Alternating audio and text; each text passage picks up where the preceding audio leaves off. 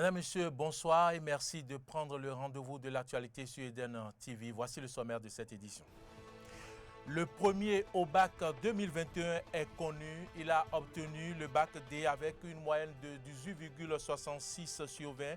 Mention très bien. Vous suivrez à chaud les impressions de Fréjus Josué Godémin dans cette édition. Komlan Fagbemon, nouveau maire de la commune de Banter, est reçu ce matin par le président de la Cour constitutionnelle, Maître Joseph Fifame Djogbenou. Nous en parlerons dans ce journal. Et puis en Côte d'Ivoire, rencontre historique entre Alassane Ouattara et Laurent Gbagbo. La réconciliation nationale était au cœur des échanges. Voilà pour le sommaire, le développement c'est maintenant.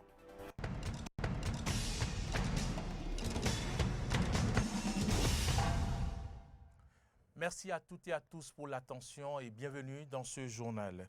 Le Conseil des ministres s'est réuni aujourd'hui sous la présidence du chef de l'État, Patrice Talon.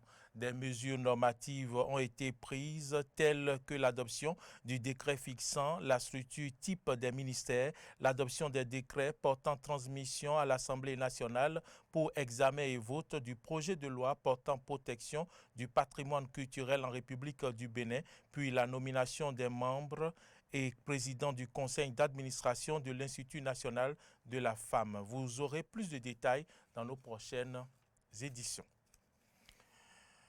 Professeur Alphonse Da Silva, directeur de l'Office du baccalauréat, a donné aujourd'hui, au cours d'une conférence de presse, les statistiques des meilleurs candidats au baccalauréat, session de juin 2021.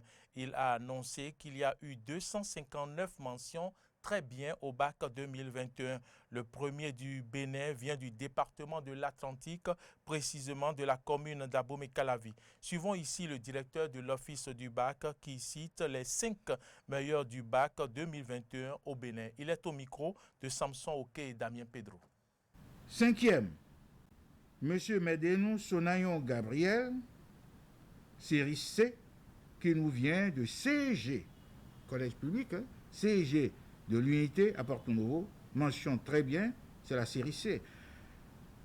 18,13. 4e, Godonou Michel Rocard Thierry, série C, qui nous vient du collège catholique Hibiscus de Paracou. Mention très bien, 18,23.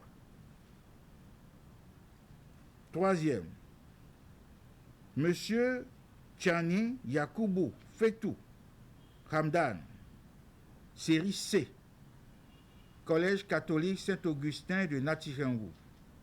Mention très bien. Moyenne 18,31. Le deuxième. Plutôt la deuxième. Mademoiselle Gaga Christelle, Yacinde Elom, série C, qui nous vient du lycée militaire des jeunes filles, général Mathieu Kérékou de Natitengou, très bien, 18,31. Et le lauréat, le premier, c'est M. Godémin Josué Fréjus, de la série D, qui nous vient du collège Sainte-Paquita de Calavi. Mention très bien, 18,66, c'est-à-dire 18 fois.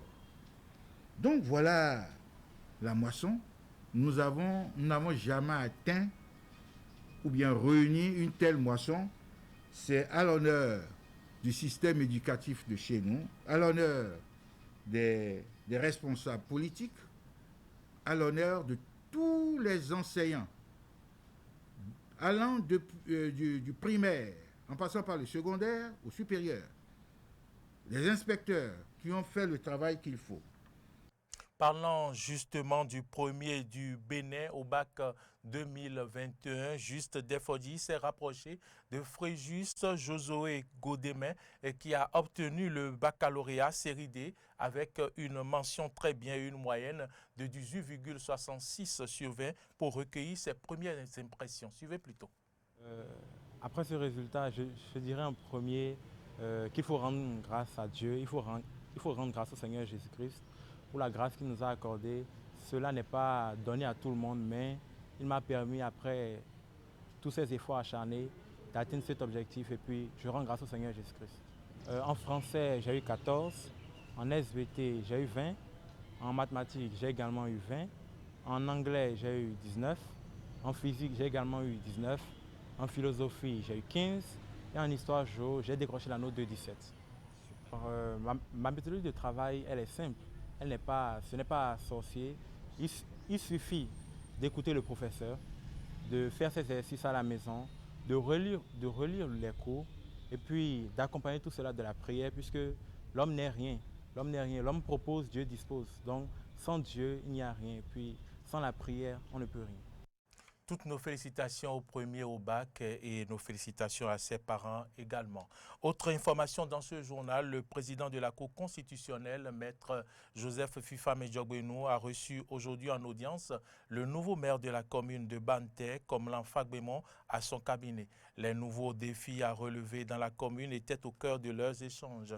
On écoute un extrait des propos du maire à l'issue de l'audience. Nous sommes venus rencontrer la haute autorité pour le remercier pour tout ce qu'il fait aux côtés du chef de l'État depuis 2016 pour l'enracinement de la démocratie, la construction donc, du pays.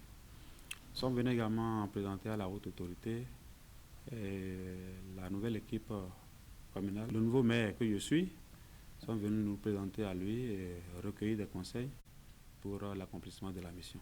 De nos discussions, nous avions abordé avec le président la situation actuelle de la commune, notamment en termes de cohésion et tout ça. Vous n'êtes pas sans savoir que la commune, depuis un moment, a été objet des échauffourées liées aux élections présidentielles et les conditions dans lesquelles nous sommes venus donc, à la tête du conseil communal de Banté. Nous avons fait avec le point avec la haute autorité des démarches, des initiatives prises du moins dans le sens du retour à la paix et demander son accompagnement pour la pacification totale donc, de la commune. Nous avons présenté également avec la haute autorité la vision donc, de la commune, les sollicitations en termes d'accompagnement pour l'éclosion sociaux, politique et financier donc, de la commune. Hier, 5 nouveaux ambassadeurs accrédités près la République du Bénin ont présenté leur lettre de créance au chef de l'État, Patrice Talon. Ils proviennent du Nigeria, du Ghana, de la République fédérale d'Allemagne, du Gabon, du Royaume de Norvège. Suivez plutôt. Toukou Youssoufou Bourataï, ambassadeur extraordinaire et plénipotentiaire de la République fédérale du Nigeria près le Bénin, avec résidence à Cotonou, a été le premier reçu par le président Patrice Talon. Je suis très heureux d'être ici en tant qu'ambassadeur et mon rôle sera de promouvoir effectivement toutes les questions, tant au niveau économique, au niveau culturel et sécuritaire. Surtout la question de la sécurité au niveau des frontières est une question majeure pour nous et nous allons travailler tant au niveau régional avec nos pairs au niveau de la CEDEAO et de l'Union africaine pour faire en sorte que la question sécuritaire soit une question qui soit réglée très vite. À sa suite, son Excellence Madame Christine Chercher, ambassadrice extraordinaire et plénipotentiaire de la République du Ghana près le Bénin, avec résidence à Cotonou. I was very, very young. J'ai appris l'histoire du Dahomey lorsque j'étais encore à l'école. J'ai été séduit par l'histoire, la bravoure des femmes amazones et cela m'a inspiré à devenir une femme leader. Aujourd'hui, je suis ambassadeur plénipotentiaire de la République du Ghana au Bénin. C'est un honneur pour moi de servir finalement mon pays et aussi d'être dans ce pays-là que j'ai longtemps admiré. Et aujourd'hui, pour moi, c'est une grâce, c'est la destinée qui s'accomplit et je suis très heureuse de travailler à renforcer la relation bilatérale entre nos deux pays. Michael Derus, ambassadeur extraordinaire et plénipotentiaire de la République fédérale d'Allemagne près le Bénin avec résidence à Cotonou. Nous avons une longue histoire de coopération économique et je me réjouis d'avoir eu un échange très profond avec son Excellence le Président de la République sur l'engagement futur de la coopération allemande au Bénin, et nous étions parfaitement en accord que le projet d'établir ici des projets pour la formation professionnelle et technique est essentiel pour le futur développement du Bénin. Saïd Abeloko, ambassadeur extraordinaire et plénipotentiaire de la République du Gabon près le Bénin avec résidence à Lomé au Togo. La redynamisation du cadre de coopération qui va s'axer sur les échanges économiques va s'appuyer essentiellement aussi sur l'industrie forestière, parce que la qualité du Gabon, c'est que nous avons une expérience dans la transformation du bois qui peut être servir comme expérience, comme base de travail au Bénin. Knut Eilif Line, ambassadeur extraordinaire et plénipotentiaire du Royaume de Norvège près le Bénin, avec résidence à Abuja au Nigeria, a à son tour présenté sa lettre de créance. And then we talked a lot about private investment. Nous avons également parlé de différents secteurs d'activité, différents actes de coopération au niveau du secteur économique, au niveau des énergies renouvelables, au niveau du recyclage. Ces différents axes vont nous permettre effectivement de renforcer donc, les liens de coopération qui existent déjà entre nos deux pays, et nous espérons que nous pourrons travailler dans commun accord et pour pouvoir effectivement concrétiser tous ces actes de coopération qui sont déjà pratiquement mis en branle. Notons que le chef de l'État a exhorté les nouveaux ambassadeurs à travailler davantage à la consolidation des relations si chaleureuses qui existent déjà entre leur pays et le Bénin. Le ministre des Affaires étrangères explique ici les liens particuliers entre le Bénin et les pays dont le président Patrice Talon a reçu les lettres de créance hier. Suivez. Nous avons déjà avec la Norvège une coopération qui était très dynamique, mais la pandémie a retardé, en quelque sorte, ralenti l'exercice. Alors, ce que le président a dit, il a dit la pandémie aujourd'hui ne doit plus être un prétexte pour ralentir notre marche. Nous avons été admis au programme Oil for Development, qui est un grand programme norvégien. Donc, ce qu'a demandé le président de la République, et nous en sommes convenus avec l'ambassadeur, c'est que ce programme se déploie très rapidement. Avec l'ambassadeur d'Allemagne, ce que le président a retenu, c'est notre formation professionnelle. Il se trouve que le nouvel ambassadeur d'Allemagne est un passionné des questions de formation technique et professionnelle. Et là, nous allons vraiment nous mettre au travail avec lui. Pour ce qui concerne le Nigeria, il y a des défis qui sont à la fois sécuritaires, des défis aussi qui sont économiques. Alors, j'ai décidé, moi, par exemple, d'avoir avec l'ambassadeur du Nigeria une rencontre au moins 2 fois par mois pour que nous puissions regarder comment on met en œuvre les nouveaux accords que nous allons signer. Donc, c'est l'effort que le président a demandé que la diplomatie fasse en lien avec le Nigeria. Et le Gabon, c'est un pays frère qui aussi a des défis, mais aussi des opportunités. Et ces opportunités-là, nous allons les explorer avec l'ambassadeur du Gabon qui a présenté aussi la de créance. Et last but not the least, Madame l'ambassadeur du Ghana. Le Ghana est un peuple frais, c'est un peuple avec lequel nous avons des traditions séculaires, culturelles. C'est aussi un peuple qui a beaucoup à nous apporter. Nous parlons par exemple de cette anglophonie que nous souhaitons effective au Bénin. Nous parlons aussi des échanges commerciaux qui ne sont pas à la hauteur de ce qu'ils devraient être, ces échanges-là. Donc le président a souhaité que l'on puisse augmenter les échanges entre nos deux pays. Donc, d'une manière générale, c'est une diplomatie qui se veut vraiment, une diplomatie dynamique, qui se veut au service du développement et qui, maintenant que la pandémie rentre dans une phase où elle peut être maîtrisée, en tout cas où on peut vivre avec, ce ne doit plus être un prétexte pour ne pas se mettre au travail, se mettre résolument au travail. En interactualité, c'est une rencontre qualifiée d'historique pour la première fois depuis la crise post-électorale de 2010. Le président ivoirien Alassane Ouattara et son prédécesseur Laurent Gbagbo se sont retrouvés hier à Abidjan. À l'issue de ce face-à-face très attendu, les deux hommes se sont exprimés dans un point de presse conjoint. Laurent Gbagbo appelle à la liberté des prisonniers politiques. Alassane Ouattara souhaite, lui, renforcer la réconciliation nationale. Accueil chaleureux, accolade et poignées de main. Les deux hommes entrent s'entretenir et sortiront près d'1 heure plus tard. Alassane Ouattara, président ivoirien, a reçu Laurent Gbagbo, son prédécesseur et ancien rival, ce mardi soir au salon du Petit Palais de la Présidence. Une rencontre dans un but de réconciliation. Bien sûr, il y a eu cette crise qui a créé des divergences, mais cela est derrière nous. Ce qui importe, c'est la Côte d'Ivoire, c'est la paix pour notre pays. C'est, comme dit Laurent, pour nous avancer, aller de l'avant, pour bien sûr nous-mêmes, pour les prochaines générations. Leur dernière réunion remontait au 25 novembre 2010, lors d'un débat télévisé à l'approche du second tour de la présidentielle. Un second tour qui avait débouché sur une grave crise causant la mort de 3200 personnes, née du refus de Laurent Gbagbo de reconnaître sa défaite. Le président sortant avait été poursuivi devant la Cour pénale internationale de La Haye pour crimes contre l'humanité. Définitivement acquitté par la justice, Laurent Gbagbo, de retour dans son pays depuis un mois, a lancé un appel à la libération des prisonniers. Au moment de la crise de 2010-2011, et qui sont encore en prison. Alors, j'ai dit au président, et vous serez d'accord avec moi, que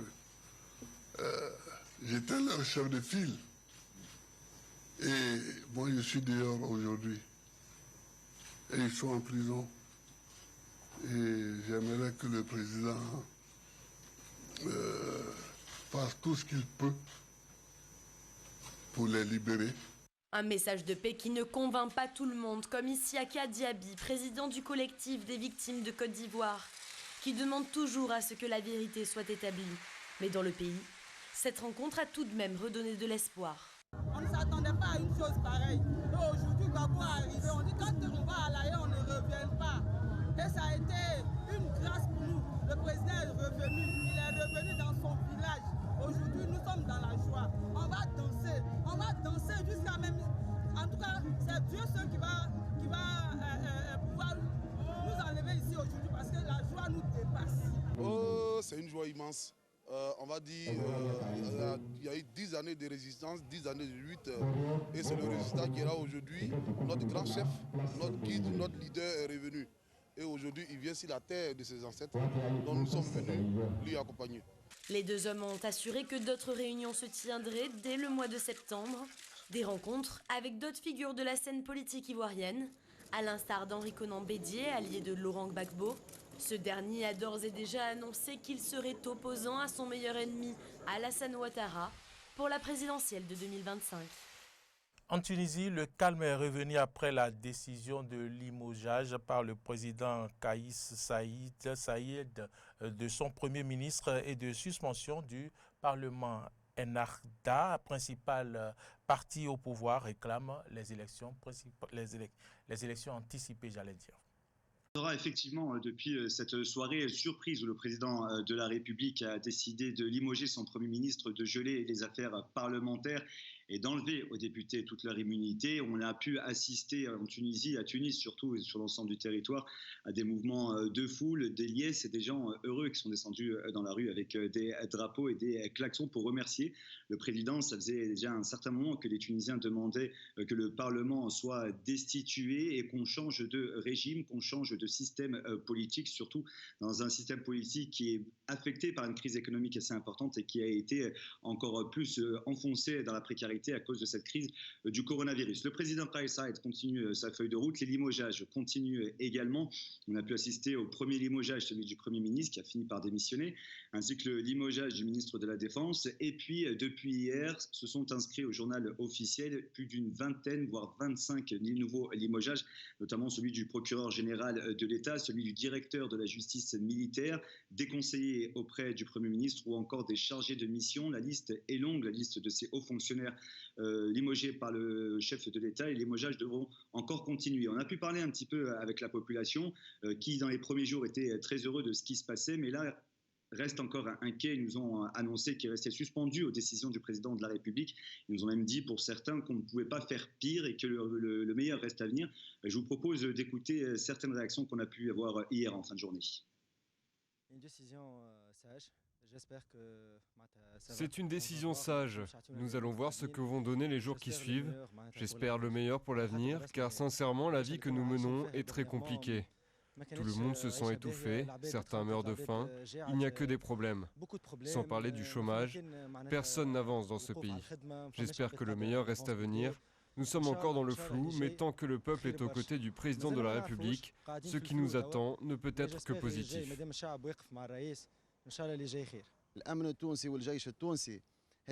Les forces de l'ordre et l'armée tunisienne appartiennent au peuple tunisien et à la Tunisie. Ils sont à la base de notre sécurité et notre fierté. J'espère vraiment qu'il va y avoir une stratégie de travail et que la situation va changer, car nous sommes arrivés au bout. En tant que Tunisien vivant à l'étranger, j'ai été surpris par l'état dans lequel j'ai retrouvé mon pays. Sans parler du Covid, j'espère vraiment que la situation va évoluer avec une stratégie de la part du président de la République.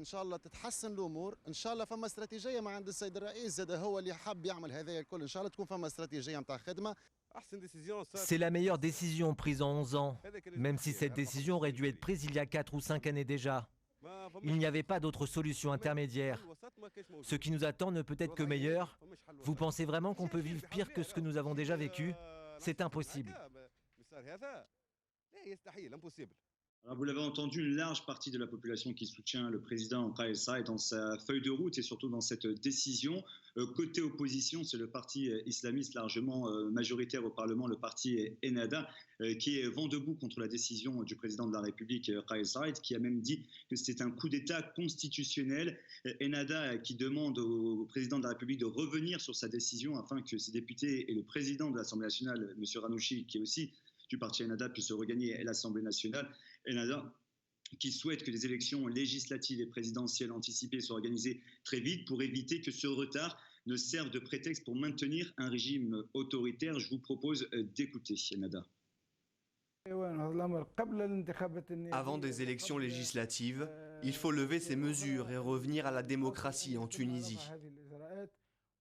Que le Parlement reprenne ses activités et mettre fin à son contrôle militaire. En attendant, le président de la République est bien décidé à continuer. Les Tunisiens attendent désespérément de nouvelles décisions du président. Ces Tunisiens qui sont toujours enfoncés entre crise économique, crise politique et crise sanitaire. Mesdames, Messieurs, c'est ici que se referme ce journal. Si vous l'avez suivi, merci de votre fidélité. Bonne suite de nos programmes et à demain.